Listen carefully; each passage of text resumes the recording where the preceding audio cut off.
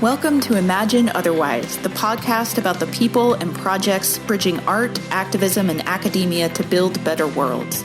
Episodes offer in-depth interviews with creators who use culture for social justice and explore the nitty-gritty work of imagining otherwise. I'm your host, Cathy Hannabach. One of the biggest concerns right now for academics who are also parents is figuring out how to juggle education for both their students and their children. Many K-12 and higher education institutions have moved to remote instruction for the fall, while racialized patriarchy and heteronormativity shape domestic duties in the home space that is now many people's workspace as well. Today's episode addresses how academic parents are navigating this terrain while also developing a social justice framework for digital learning. My guest is Kishonna Gray, who uses feminism and racial justice to address what she calls the 3 Ps of online teaching: people, pedagogy, and platforms. In our conversation, Kishonna and I discuss building learning experiences that privilege experimentation and radical simplicity, how academic parents and non-parents can structure working from home around their unique needs, why meeting students where they are needs to be a core part of our new normal, and why approaching work and life from an ethics of care is how Kishonna imagines otherwise. Thank you so much for being with us, Kishonna. I'm glad to be here. Thank you so much for having me. So the big topic on many faculty members' minds right now, and why I wanted to have you on the show to discuss it, is the pivot to online teaching amidst COVID-19 and social distancing recommendations. And a lot of folks had to do this on the fly in the spring, but now have had some time to plan out their fall versions over the summer. So maybe to start off our conversation, can you tell our listeners what is your fall teaching lineup and how are you structuring those classes? Yeah, absolutely. So fall is, it's a regular schedule for me. I'm teaching 2 classes. So I've got very cool classes and it's brand new prep. So I'm teaching digital feminism, right? But I didn't, go into this thinking that I would have to teach it in a digital format, right? But I'm like, okay, it lends itself well. So I have to, I figure, with the things that I research and the things that I do, I need to be able to be, flexible enough to be able to use and any format and to adjust to any environment. So I think actually it's gonna be cool. But I'm a person I like physical interaction. I like the engagement. I like the interactivity, especially engaging with students around a lot of the content that I teach. But I think it could be a challenge, but, I'm going to look at it as a different opportunity, so I can further develop my own online digital pedagogy, so I can figure out how can we build and develop community, with students in these online environments and where we're not face to face and when I can't see them, so I think, it was challenging at first, but then, of course, challenge accepted. I'm how can we figure this out, since this is going to be our new normal. But I also had the privilege of being able to teach online before. Now, a lot of my colleagues, especially, I'm jointly appointed in communication and gender and women's studies. So, a lot of my colleagues in gender and women's studies in particular have not taught online and actually have not been particularly willing to want to even teach online, right? So this has been a real challenge, but and I've been trying to support them, and I even simplified it, so I'm the biggest takeaways, to think about online teaching, I even made it, put it in cute little marketing terms. It's the 3 Ps of online teaching. I was first, we're always thinking about the people, if technology is daunting for you, just always think about put people first. What are the people's situation? What's the people's condition? What are their experiences on their end? And I think this was one of the better ways to help, faculty in gender and women's studies in particular, because that's always our focus, right? The real conditions around people. So, and we have to think about, do they have access to the internet? Do they have to share it? Will they be able to have, are there going to be connectivity issues? Are they caring for family members? Are they working? And I'm you have to think about all these things as you're planning before you can even think about pedagogy and planning, right? So if you're thinking about that in mind, because one of our biggest, the biggest issues that we had was between synchronous and asynchronous teaching. And I made a comment in one of our faculty meetings, and I said, well, synchronous teaching is the devil. I was there's no way, thinking about the kinds of students that we have here at UIC and, thinking about all of the challenges that they mistakes in their lives, in their real world selves. It's like there's no way that you should subject them to have to like sit there for an hour and a half and listen to a lecture. I'm like, because they might lose the internet. They like so many issues, right? So I just wanted them to even think about before. I know now this sounded real crazy, Cathy. So I said something that was really wild and really radical. I said, what I do when I approach classes, I can't create a full class without talking to my students first. Because if you're pre-planning all of this stuff, right? And I know it makes sense. I know that's the advice and I know that's what we're given, right? To our own sanity and for our own well-beings, right? But I'm like, here I'm applying basically this universal standard. I don't know what kind of students I'm going to have. I don't know what they're coming to the class with. So this is something I've always done in all my classes, whether online or in person. That first week, I put like feelers out. I do like a little primer. I'm like, okay, you came to this class for a particular reason. So beyond, the fact that this might feel your gen ed or it might feel, fulfill like an elective. I'm like, why are you here? What knowledge are you coming into the classroom with? What do you hope to get out of this class? And those conversations are so generative. I get so much information from them and that helps me build the class. Now it me a few weeks then also, for me to be able to give them a syllabus and I tell them they have to have like patience, but they always that I put them into like the creation, into like the course development. So I do go in with a general idea, general objectives, things that I want to like, of course, like accomplish, but I still need to know who the folks are on the other end. And I want to make sure that the students are invested in that process too. So I think, when students are invested, then they're more likely to build community with one another and to participate. And so I think that's my approach when it comes to like online teaching. I'm gonna shut up now. I keep talking. I'm so sorry. No. I want to go back. I want to go back to this really fascinating 3 Ps of online teaching, because I think this is really interesting. You talked about people and foregrounding people, both in terms of students, but also in terms of faculty, which I want to talk a lot more about in a minute. What are the other 2 Ps and how are you tackling those for the fall? Absolutely. So the first P, of course, is people. You have to think about who are the folks that we're going to be interacting with. And that also includes like the instructors. That includes like the TAs. If you've got TAs for the class, you really have to think about all those people who are going to be a part of that class, right? And then the next part is like that pedagogy. And I put pedagogy and planning together, so, when you have the conversations, with the students, you have the conversations with the TAs, you even also assess your own capacities during that time, because I might have more energy this semester and I might not have the same energy next semester. So I have to be, willing to be able to be flexible and make those changes, right? And then when you think about, okay, so, I know what my teaching philosophy is. I know what my course objectives and my outlook and my goals are for the class. And then I can plan. And that's when like that planning stage comes in. Am I going to have, we have discussion boards. Okay. No discussion boards won't work.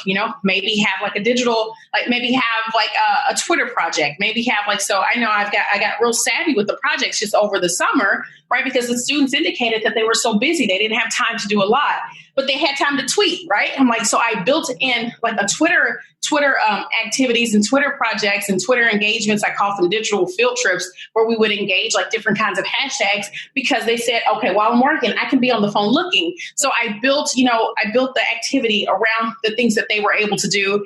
And it was, these projects have been beautiful, so, and then the next P, that last P is also thinking about, platforms. So, related to like that activity that I said on Twitter, you have to think about like the different platforms that are going to make sense for the class that you have.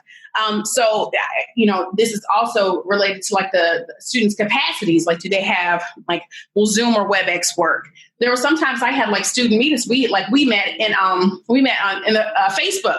Like there was like a Facebook Messenger group that I had with some students because they said that's the platform that they had access to, that they could always use. And so that's where we met to have like, like the office hour, kind of like lecture discussion. So I think those are like the P's that I think about. So it's people, pedagogy and planning, and also like platforms, because I think that all those are like important to think like in being successful in this new environment that we have. I love that framework. I think it's so useful, partly because it recognizes that in many ways, this is a new situation, right? None of us know how to do this very well. We're all figuring it out. Even people who have decades of online teaching experience are still navigating a very different context than their previous online courses, right?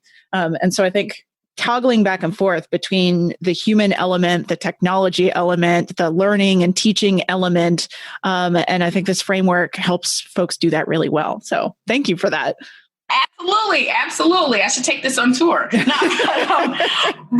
I think that's one of the things, I really had to simplify it, especially for my colleagues who are intimidated by the technology of it all, right? And I wanted them to just think about, I'm like, you know what, let's just think about what you do, what you've done well over these past decades that you've done this. And then just think about the tools or the technology that's going to help you continue to do the same thing, right? So, I had one colleague, Zoom just wasn't a thing that she do it. She didn't want to be on Zoom. I'm like, you don't have to use Zoom. So I think, she opted for Panopto. I think Panopto is the thing that the name is awful. The name is so terrible, but that's the one that Blackboard provides. And it was easy. It's easy to link, so she didn't have to do too many things so I think, we also have to be equipped with the know-how, the knowledge of all the different things that we could utilize, right? And I know that could be intimidating. So, I'm always big about just simplify the process.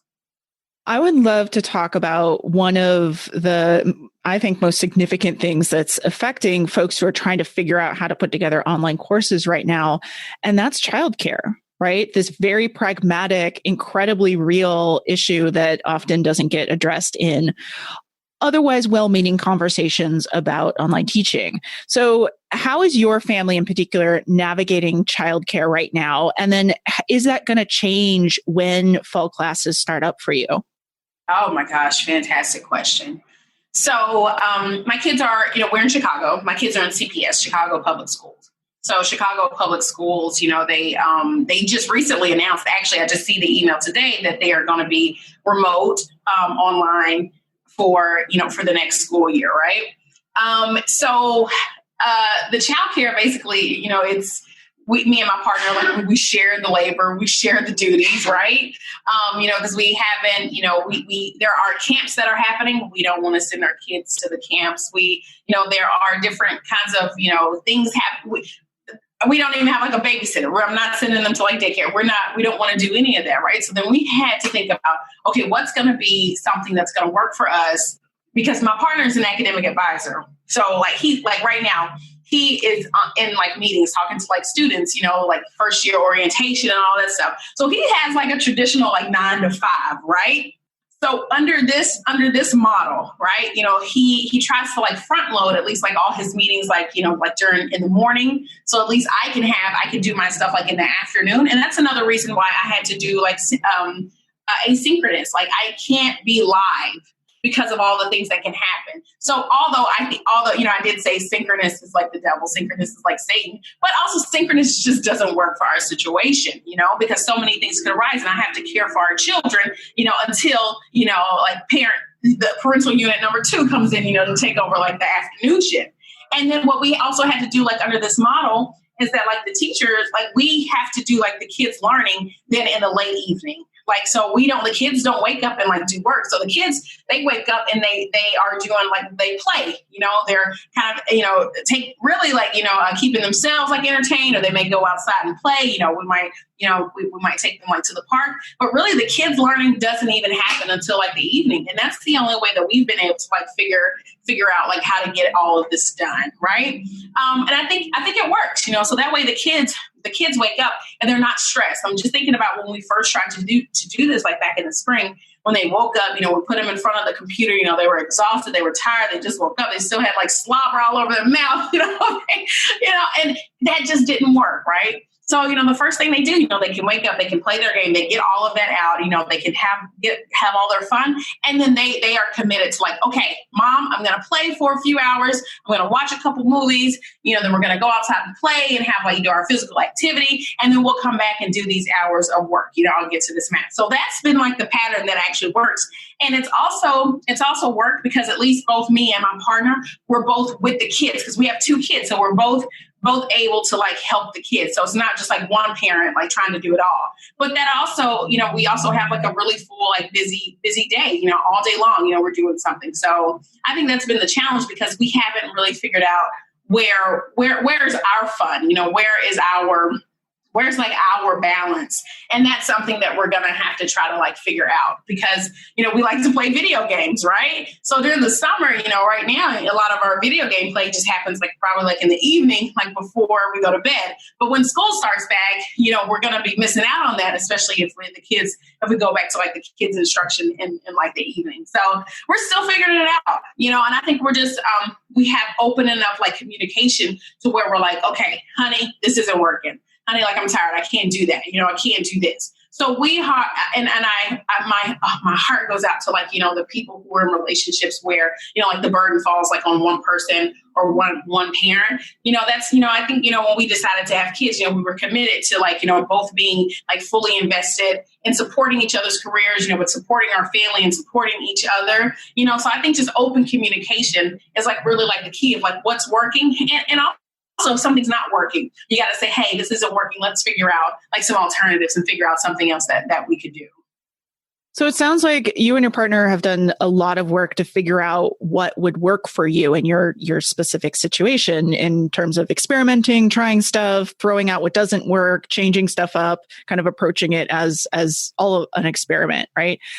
Do you have any advice maybe for other parents, not so much what they should do, but how to figure out what they could do to work for them? Yeah, absolutely. I think one of the things is that people have to resist like the urge to just like adopt. Like, because every day, think about every day, all the recommendations, all of the things that people are, the best practices, these folks, there are hot takes for every situation, right? I think folks have to like resist the urge to think that, oh, that worked for them. Let me try to apply to our situation. So, because things don't always, these recommendations are not always like universal, right?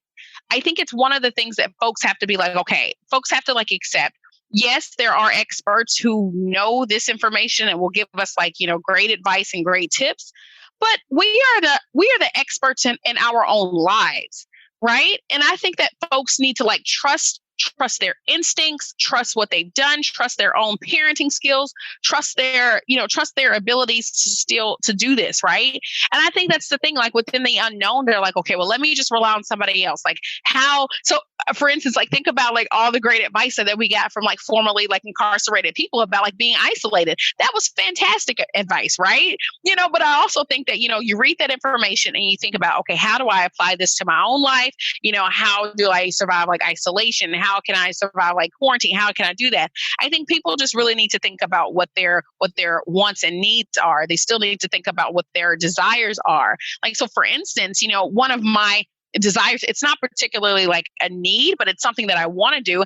I like to go outside. So part of like the things that I do, like with my kids, half of our instruction is like outside, because I spend so much time inside all day long on a computer, to make sure I've got the internet. So half of like, so for instance, like we do their science outside, PE is done outside, of course, for instance, like math is like done inside, but I try to figure out ways to like figure out how I can get like outdoors and also make sure like the kids get outdoors and make sure that we do those kinds of things. Right.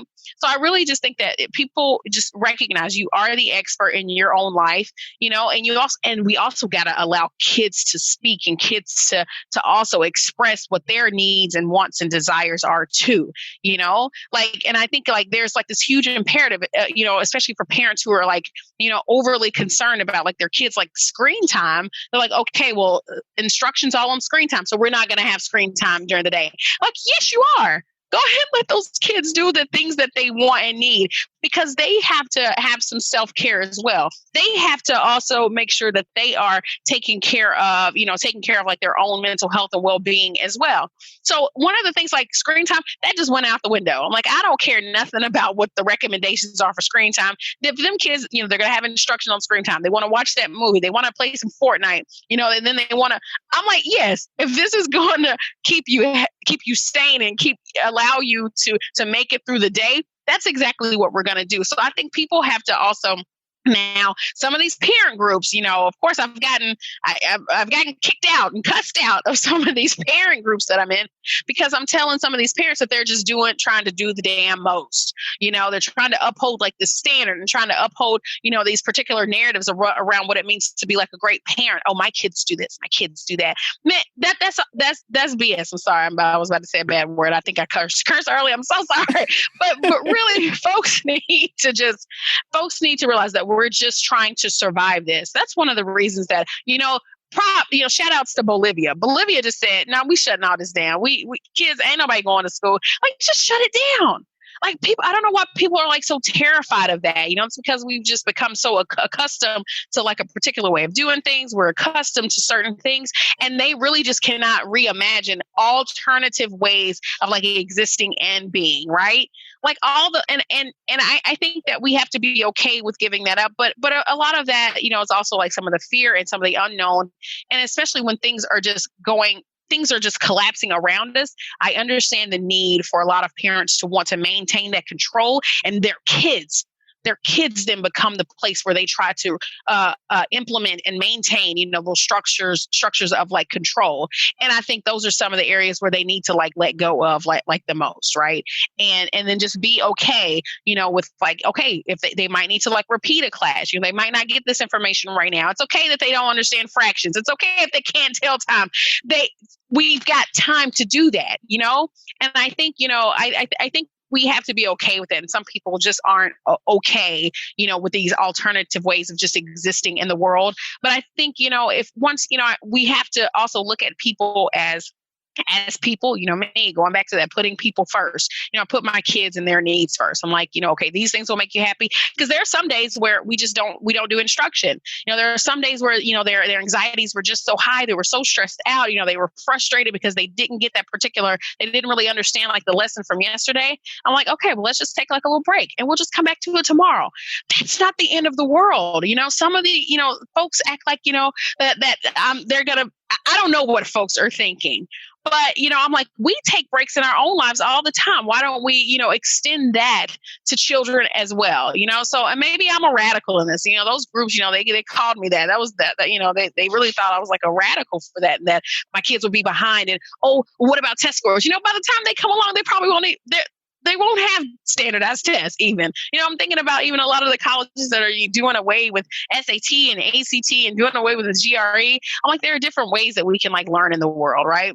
One example that I had, like, so the kids, they had a lesson. It was like a science lesson, and they were learning about like the water cycle. I think it was like the water cycle or something like, and there was YouTube videos. I'm like, we're not learning about water on YouTube.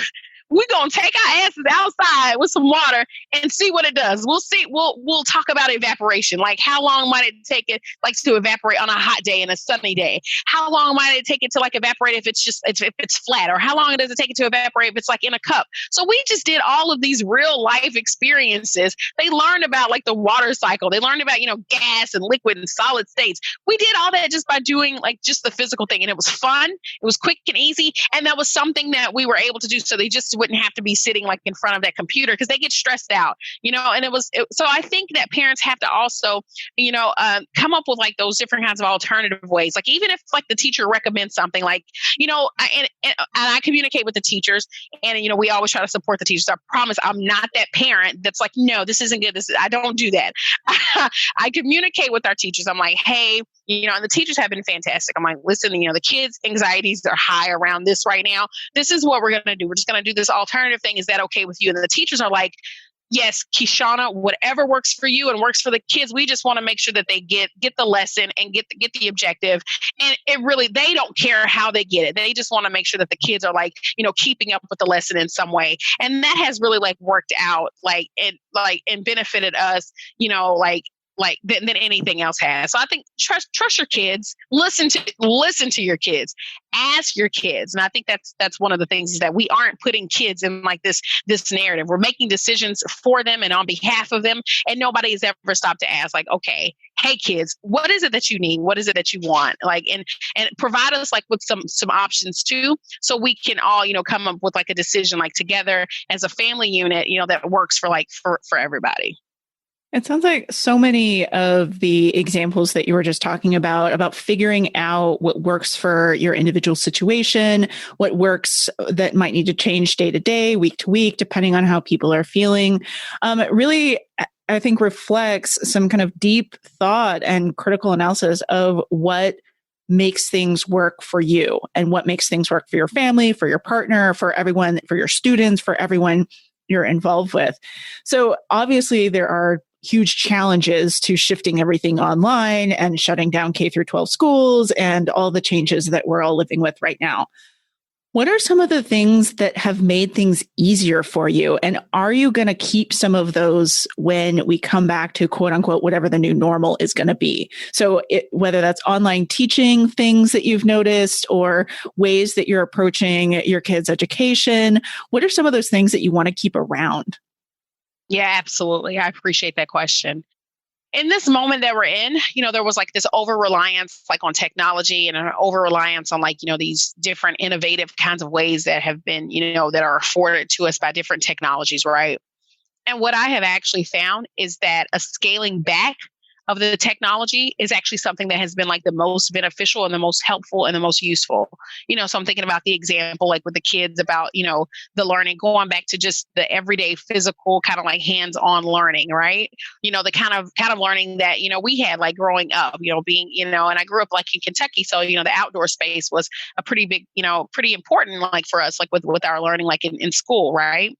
And so I think that it was like the return like to that, that's one of the things that I didn't anticipate. Even in my own classes, right? Like I'm sitting here and I've got all this amazing digital pedagogy and these online activities.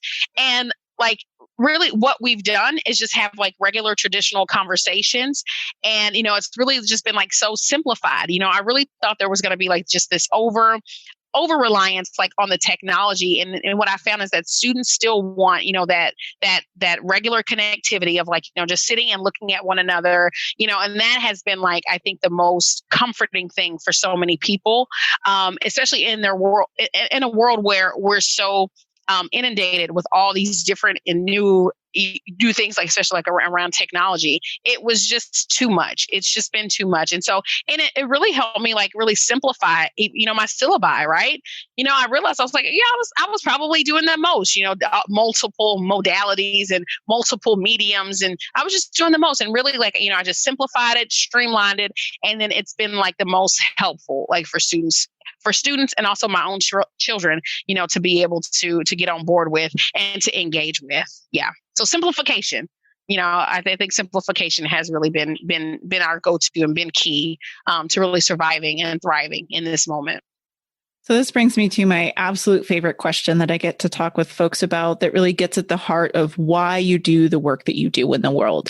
And I found that this question, which I ask at the end of every single episode on this show, has taken some really new directions given the last couple months and COVID-19, as well as the kind of mass uprising against police violence, the broader kind of social and political movements.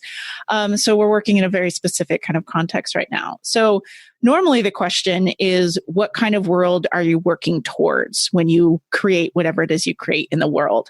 So I would love to hear your answer to that, maybe in general, but also what kind of world do you want in this particular context? Oh, goodness. This is, I love this question, but it's such a hard question to answer, right? It is. It's giant. I know. Right.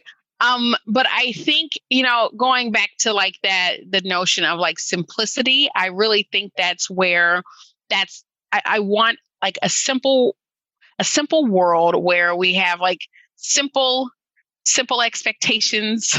There's simple challenges. Like, and I think that we've just made some of our problems like so big, we forget that all we want is to just have like an ethic of care around, taking care of ourselves and taking care of one another and taking care of like the planet, even just to have like this ethics of care where we are thinking about, lessening harms that are done to people, lessening like the challenges and burden on people, even like lessening like the challenges like on students, simplifying things for students, simplifying things like for children, simplifying things for ourselves, not feeling like we have to like overproduce and still have to figure out a way to like survive and thrive during like this moment. So I really wish we could just get back to like the basics of like of what we need, of the basics of kindness and care like within our interactions like with one another. Like, and I know that sounds like cheesy and corny, but like that's really like what I want. Like I feel like a lot of people are like looking at the problems and are overwhelmed and and look at those problems as like more daunting than like what they really are. And so even like whenever I talk to people like about like abolishing the police, like for instance, people think that that's like such an overwhelming task. And in my mind, I'm like, well, it's actually, if we had like an ethics of care about like all people, then we wouldn't subject them to like the harms of like the justice system, right? And so I think that, so I always like to like simplify those kinds of things and put them in like, the simpler terms possible, that we just want to care for other people and think about like what the human condition is like on the other side. And I think this is like one of the ways that people, especially people who are like joining movements and people who want to join. So sorry, I hope you might hear a child in the background. Jay, honey, I'm on a call right here. I'm so sorry that I disrupted that right there. No, I mean, this is the point, right? Like this is this is our world. That's fine. That's absolutely pretending like kids don't exist or dogs don't bark or construction next door doesn't exist is part of what complicates that, right? Yeah. Or basements don't flood. Or basements don't flood. Oh, our basement flooded last night. It's not fun. I know. I'm so sorry. I know. Absolutely. You're absolutely right. And I think that's, we really constructed like this, like a certain image of ourselves. And I think, this COVID and quarantine and all of these, everything that's happening around us, like just put it front and center that a lot of us, we don't have these neatly crafted and constructed lives, actually, that we're actually more complex than that. But even still, I think we can just still like approach it with like simplicity. Like if the person who stole your fig tree, was thinking about the person on the other end, like the owner on the other end of this, they wouldn't have taken your fig tree. You know what I'm saying? Like just basic stuff like that. Oh, poor fig tree. I know. I miss that fig tree. I know you do. I'm so sorry. I'm so sorry. But I really just wish we just had like an ethics of care as opposed to just thinking about, okay, this needs to be done. A, B, C, and D needs to be done. That's how people start doing the most in their classrooms, and people start doing the most like with their children. A, B, C, and D needs to be done. You got to do this. You got to clean. You got to do this. Like, do the kids really have to make their bed every day? No, they really don't. Like, really, like, why are you doing like this extra stuff for, So I'm just, even though we are very complex, we can approach each other in the simplest of terms, and where we're just thinking about, okay, let's just care for one another and, just, spread some joy, spread some love. Like, really, I'm corny like that, but that's really just what I want. Well, thank you so much for being with us today and all of these really amazing suggestions and approaches and ways to figure out what works for individual people, and kind of approaching all of this from a frame of experimentation, figuring out what works, trying stuff out, throwing out what doesn't seem to stick, and kind of continually approaching it as something that will inevitably change. So thank you so much for being here and sharing all the ways you imagine otherwise. Thank you so much for having me. I appreciate you so much. Thank you.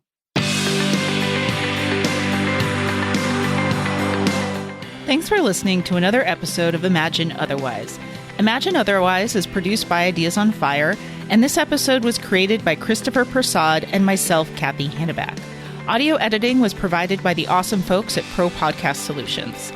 You can check out the show notes and transcript for this episode on our website at ideasonfire.net, where you can also read about our fabulous guests and find links to the people and projects we discussed on the show.